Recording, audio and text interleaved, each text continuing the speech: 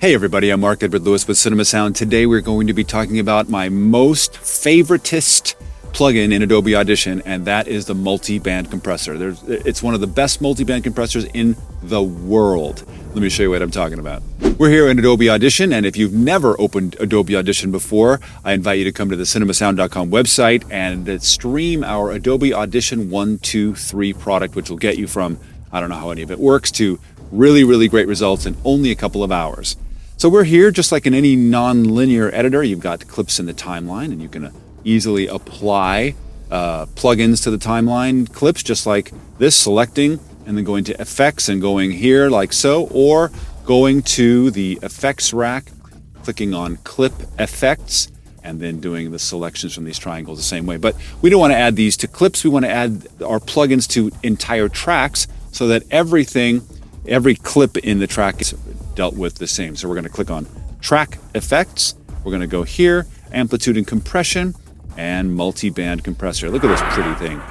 So what is a compressor? Well, a compressor is basically an automated system, a plugin that takes a sound that's going over a threshold and then reduces it by the ratio. And if you have a ratio of 2 to 1, that means that every decibel that goes over the threshold is reduced by half, like a fraction. 3 to 1, a third. 4 to 1, a quarter. 10 to 1, a tenth.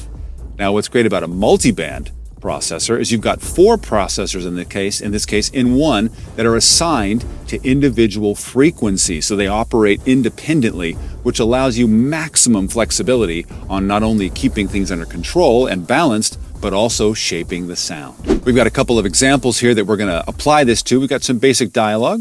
We'd proven we could take on the Klingons, but the D7 changed all that. And you can notice immediately that this line is quite a bit lower in volume than this line, and we could use a fader to fix that, or even a regular compressor, single band compressor. But in this case, I want to show you the wonders of the multiband. And then we have some cool music that we can always apply multiband compression to.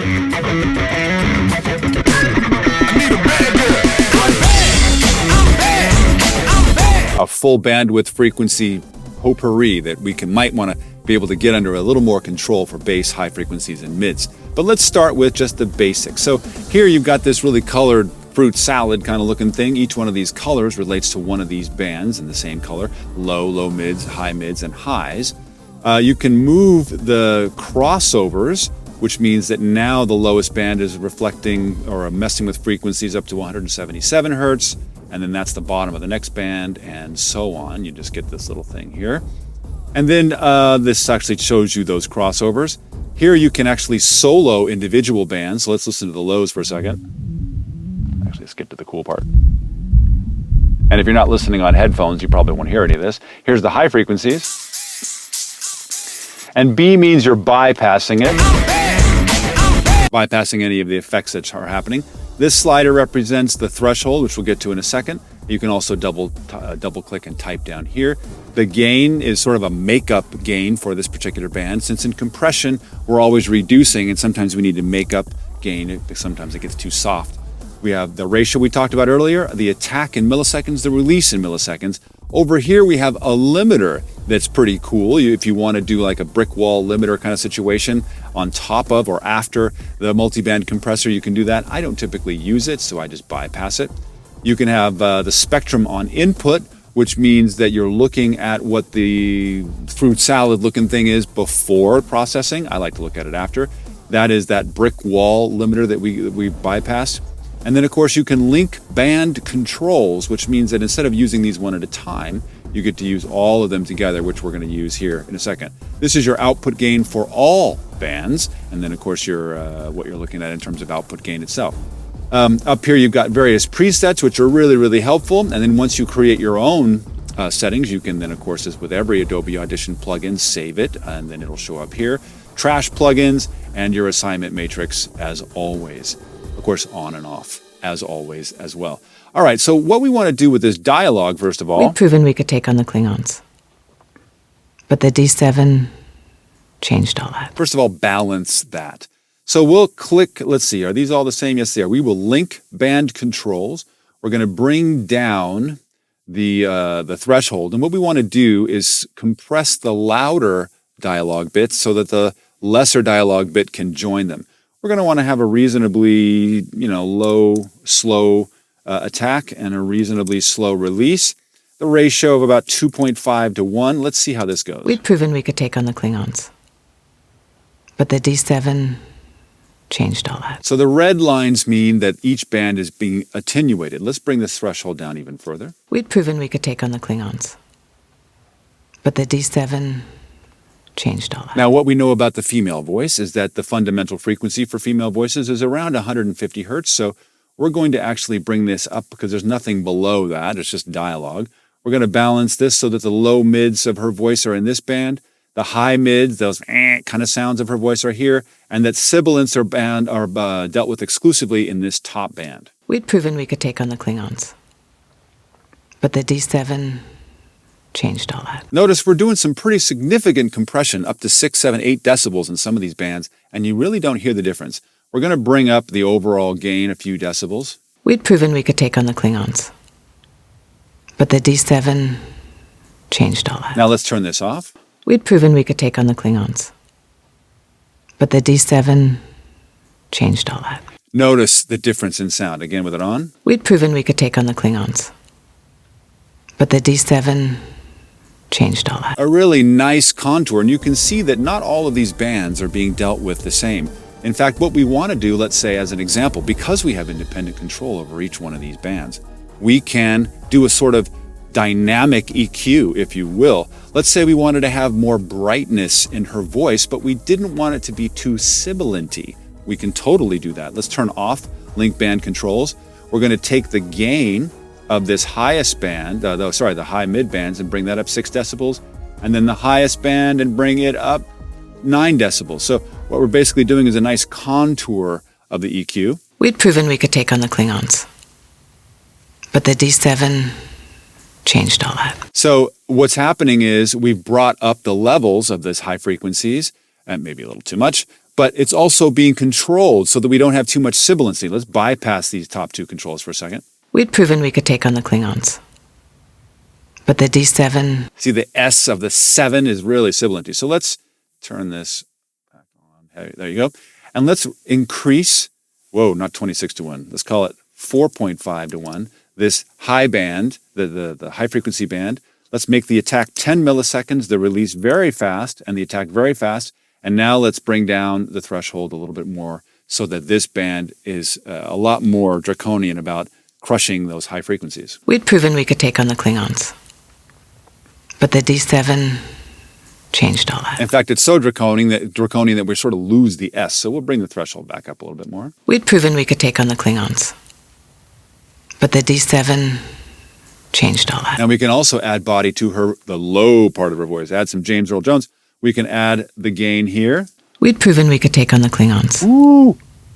But the D7 changed all that. Now we can actually make a nice easy compression of the lows instead of the sharp thing which we had in the highs, so that it kind of keeps it in a nice general range by making the attack even slower and the release even slower, and making it maybe let's make it even lower ratio, but bring the threshold way down. We'd proven we could take on the Klingons. And the gain up.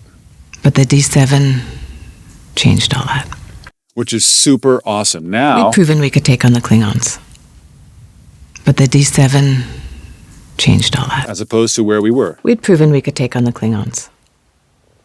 But the D7 changed all that. And you can hear that difference, that beautiful dynamic removal. It's super balanced. Now you're like, well, there's a lot of noise in there. Yeah, I know. And that's what happens with compression. When we bring up a lot of compression, we bring up the noise floor, which is why we always want to do a little more denoising than we think we should because of this kind of thing in post. All right, we're going to go back to the default and check out this music example and see if we can get some snappiness out of this track, which is already really, really loud.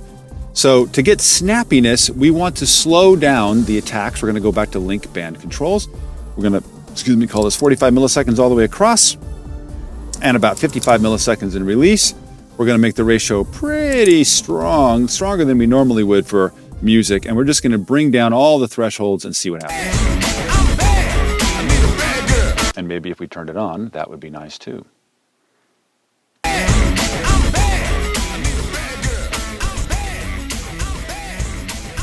Now you can just notice the difference in sound quality. Not only is it getting quieter, but the low frequencies are all of a sudden being really strongly attenuated and all kinds of other things, which changes dramatically changes the sound of the music.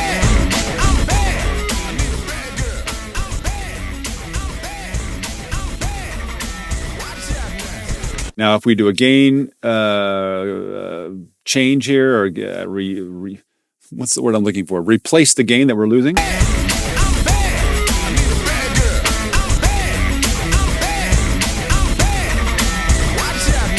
Now check that out versus where it was. Notice how flubby the bass is, but with this setting,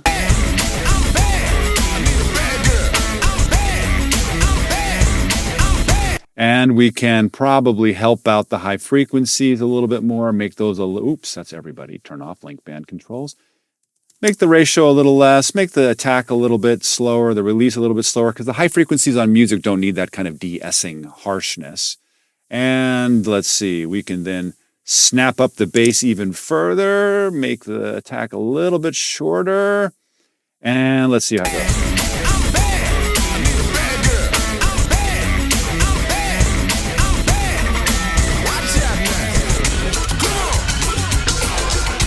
And we can bring, oops, I didn't mean to do that. Let's call it -30. And we can bring up the threshold here on those mid bands just to kind of alleviate some of that pressure, that compression pressure.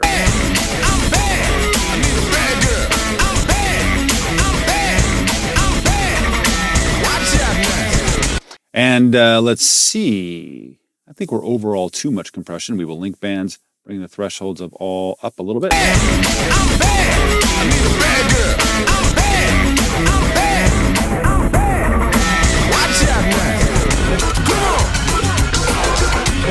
And with it off. And on. Sounds like it's on the radio all of a sudden. The amazing power of the multiband compressor. I mean, that's a pretty awful setting. We would tweak it a lot more, but I just want to show you what's possible in both dialogue and music with that amazing Adobe Audition multiband compressor. And if you found this video or any of the hundreds of videos available on this channel useful at all, please subscribe to us here on Cinema Sound and visit us at cinemasound.com, and hopefully one of the, or many of the hundreds of free blog posts and education that we have available can help you get that Hollywood production value into your productions. Until then, we'll see you in post. Even if you for yourself.